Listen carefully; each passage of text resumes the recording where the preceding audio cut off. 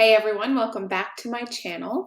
Today we are looking at longer term trades. So it's something I don't really talk about a whole lot because I don't hold trades for long often. Now, I definitely do incorporate long-term trades into my trading plan. So I will take one on the pairs that I trade if I see a major reversal coming. Okay, so it's not uncommon for me to hold a trade, several weeks long, but it's not something I do day to day. I normally do swing trade.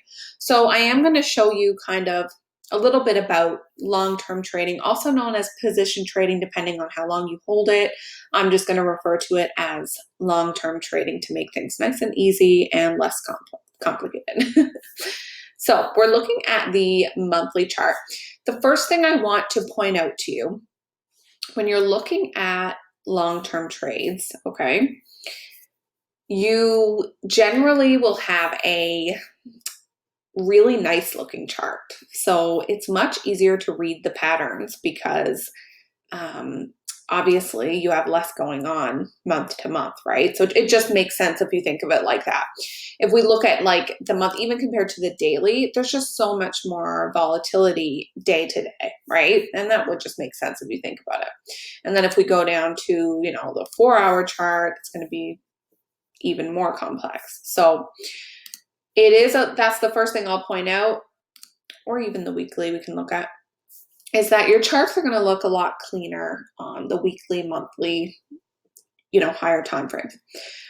If you're a long-term trader, you're generally going to be looking at daily or higher, okay? You're probably going to look at 4-hour for your entry, but those are the time frames you're really looking at.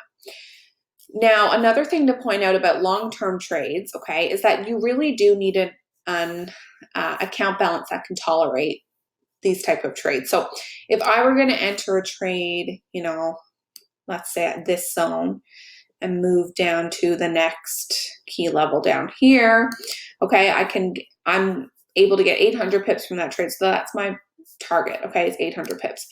Now let's look at our risks because we'd set our stop above here.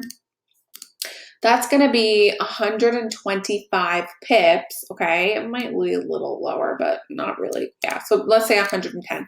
It's going to be about 110 pips, right, to give yourself some wiggle room. And this is really tight stop, by the way. This is using the sniper method. So if you're using 1 to 5, it's going to be, up here. So anywhere between like 110 and 350 pips. So you need to have that in your account. And this is just for one trade, right? So you're really not going to want to be doing long-term trades with a $100 account. You're going to want at least 1,000 to be holding any long-term trades. And even then you need to be careful and do out your risk using the risk value calculator that I have other videos on.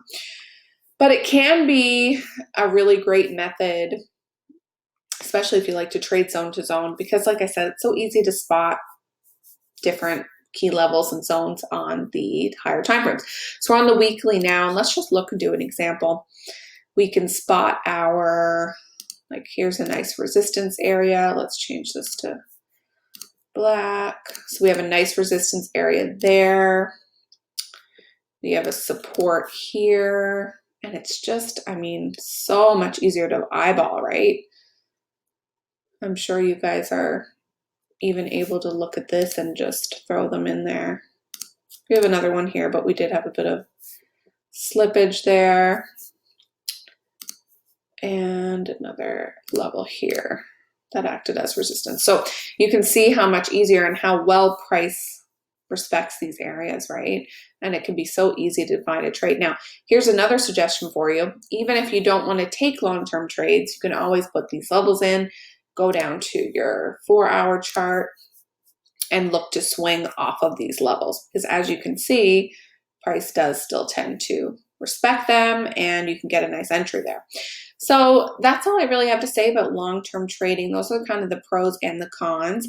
It can be really great to incorporate into your plan if you have the balance for it. And if you want to know anything else about long-term trading, just let me know in the comments below. Don't forget to subscribe to my channel, and I'll see you in the next video.